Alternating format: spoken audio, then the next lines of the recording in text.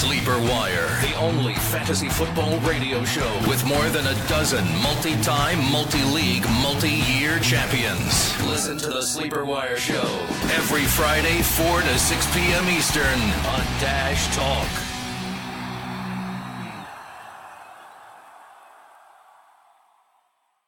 Yo, everybody, before we start the show, I want to tell you again about pristineauction.com.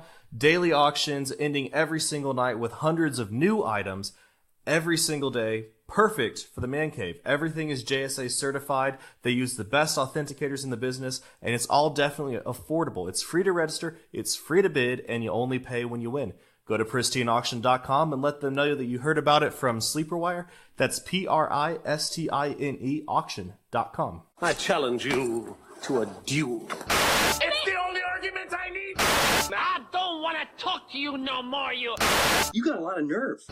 Soon you will know what it is like to be defeated. Stop defending him, Sean. All right, let's go.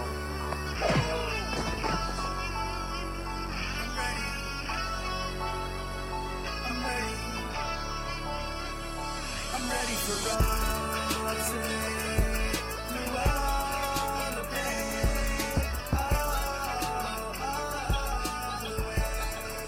Hey, sleepers, welcome to the Sleeper Wire Great Debate Show, where we do a fast debate between two players. I'm your host, Professor Chris, on Twitter at CMOR Sleeperwire, and with me is my great co-host, Dirty Jobs Mike, on Twitter at Dr. Kane21. What's up, Mike? What's happening, man? How we doing this evening?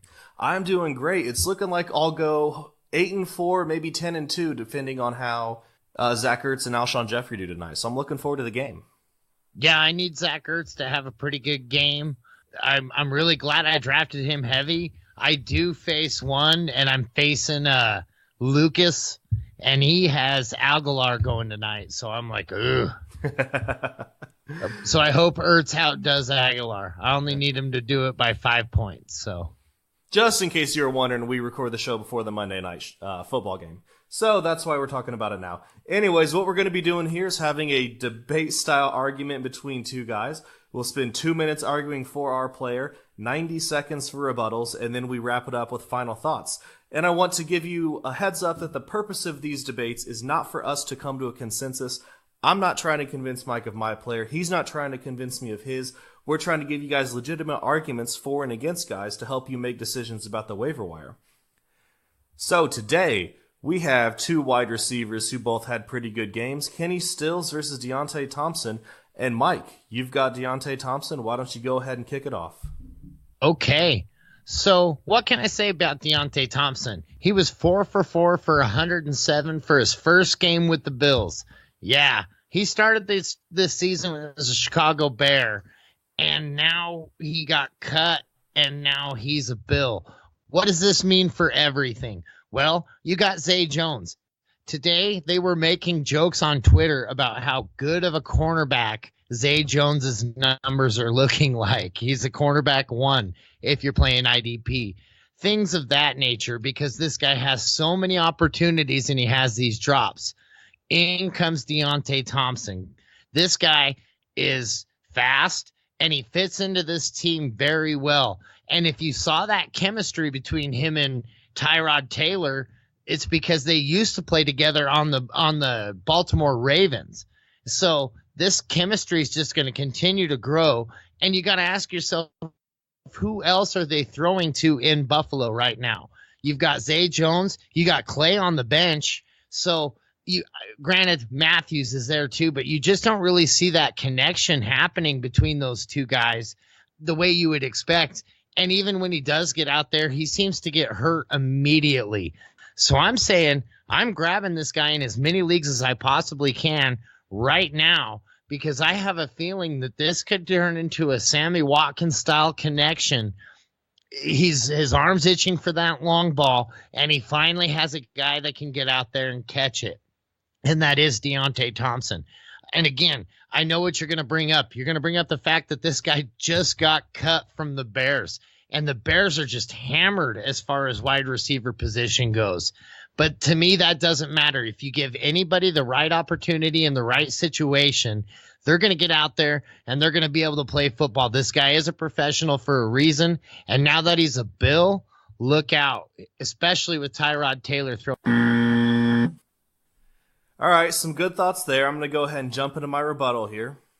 So Deonte Thompson, he's a guy who not only was cut from the Bears, he's been cut from 3 different teams, including the team he currently plays for. He was cut by the Ravens, he was cut by the Bills, and this year he was cut by the Bears, which, like you said, happened a couple weeks ago. The Bills picked him up yet again. Did he have a good game on Sunday? Sure. 4 for 4 with 107 yards. That's pretty great. But this is a guy who has been fantasy irrelevant for a long time. He hasn't been good enough to see the field much for his whole career. He's only got 1 game with more than 5 catches. That happened week 15 last season when the Bears were forced to throw to try to keep up with Green Bay. Thompson is currently number 5 on the depth chart. It goes Jordan Matthews, Zay Jones, Brandon Tate, Andre Holmes, Deonte Thompson. Now, it's entirely possible that this changes, but as of today, when I was writing up, some brief show notes, that's where he is. I'll say that his schedule does appear to be pretty easy for wide receivers, but I think that Thompson got so much playing time because the Bills were trying to work Jordan Matthews back into the offense slowly. Matthews should be full go next week since he played this week. So I think that just hurts Deonte Thompson. I will say this, he's only 2% owned, so there's a fantastic chance you can get him if you want him. I'm just not that excited about having any wide receiver other than Jordan Matthews on a team that wants running the ball to be their identity. And even then, I'm not that excited about Jordan Matthews. All right, guys, let's go ahead and move over to Kenny Stills. So Kenny Stills is someone that we think highly of as a great receiver, but he just isn't respected in the fantasy world, and that's mostly for good reason. He's never had a shining season. The most catches he's had in a single season was 63, and that was with Drew Brees. However, with 20 catches through 6 games, he's on pace to be right around there again. Just a year removed from catching 9 touchdowns, Stills is once again in a great position to be fantasy relevant for a stretch of games. Jay Cutler cracked a few ribs this past Sunday against the Jets and is going to miss 2 to 3 weeks. When Cutler went out, Matt Moore came in, and this was a great sign for Kenny Stills. When Moore came in during the third quarter, that's when the game picked up for Kenny Stills. In the second half, Moore targeted him 5 times. Stills caught 4 of those 5, and 2 of those were for touchdowns. This gave Stills his highest fantasy game of the season, totaling 6 catches for 85 yards and 2 touchdowns, to finish as the wide receiver 2 in PPR scoring as of right now. However, I don't want you to think that this is a fluke, just, he had 1 good game, blah, blah, blah. When Ryan Tannehill went down last season in Week 14, Matt Moore stepped in to the starting role, and guess what happened? Stills started working it. In the fourth quarter of that game, Moore immediately targeted Stills inside the 2-minute drill, where he caught 2 passes on both targets for 41 yards, helping Matt Moore march the Dolphins down the field in under a minute to beat the Cardinals. Then, the next 3 weeks, something happened for him that he hadn't done before. He caught a touchdown pass in all 3 remaining weeks with Matt Moore. That makes it now 5 consecutive games where Stills has caught a touchdown in a game where Matt Moore was the quarterback. And Stills has 6 touchdowns in that stretch. Matt Moore likes to take shots downfield, and Kenny Stills has this. All right, Mike, give me your thoughts against Kenny Stills. Okay, so what can I say about Kenny Stills besides the fact that been there, done that, seen this before, fell for this before, drafted him before, and regretted it before.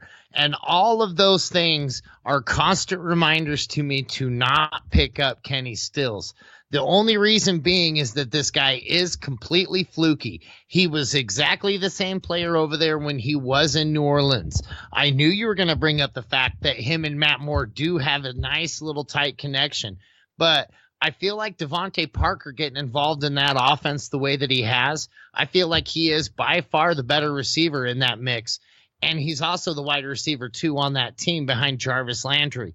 When you mix that in with Julius Thomas and you got Jay Ajayi sitting in that backfield, I just don't think that there's a lot of room for this guy. And I think he's still a very boomer bust player.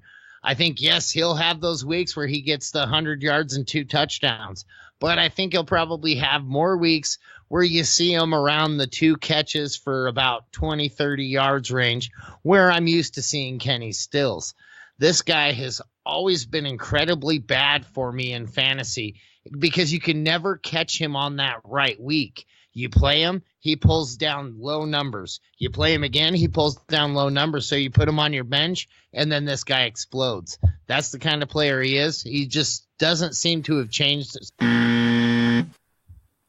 All right, guys, before we wrap it up with our final thoughts, I've got another thing to mention here. I'm giving a shout-out to another sponsor of the Sleeper Wire Great Debate, Fantasy Champs. We have another special offer from them for 10% off an order at fantasychamps.com. They offer the absolute best hardware for your fantasy football league, including championship rings, belts, and trophies, and loser trophies for that guy who finishes in last place. Go to fantasychamps.com and use the promo code SLEEPERS for 10% off your order.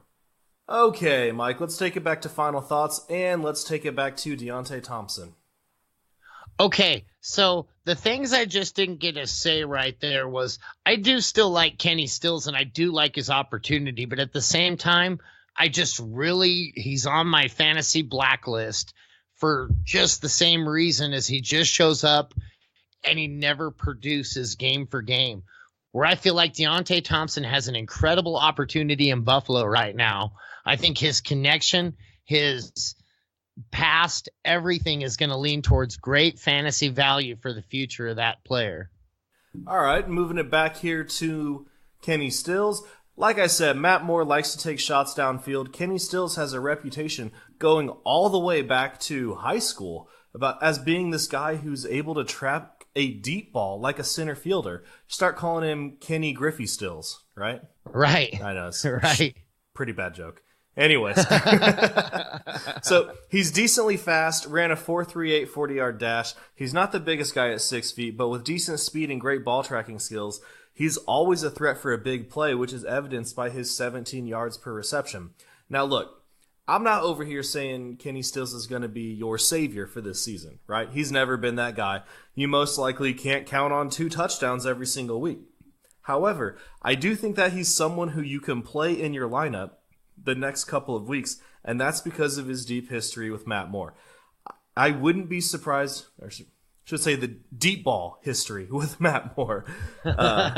There we go. I wouldn't be surprised if Stills once again catches another touchdown from Matt Moore. Touchdowns are hard to predict, I get it, but you can't deny that Stills has some kind of connection with Moore. And with Devontae Parker not playing or being hobbled when he is playing, that's a nice chance for Kenny Stills to step up and score you some fantasy points. We're approaching bye-week hell right now.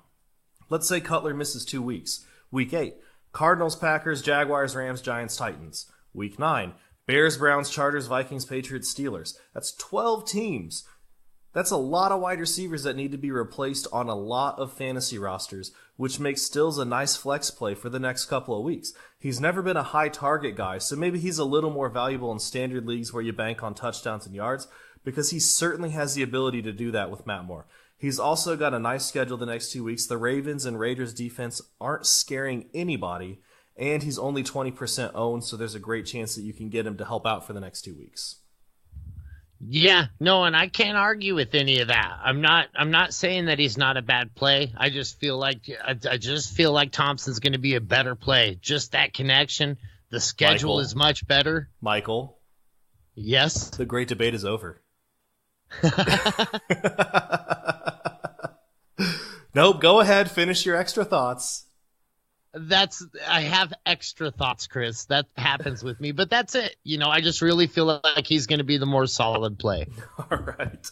I just had to give you some crap. All right, guys, that's going to wrap it up for this great debate. A couple final things before we go. Go to sleeperwire.com, check out our weekly rankings, and submit a question to the Sleeperwire crew. You can find us on Twitter at Sleeperwire Show.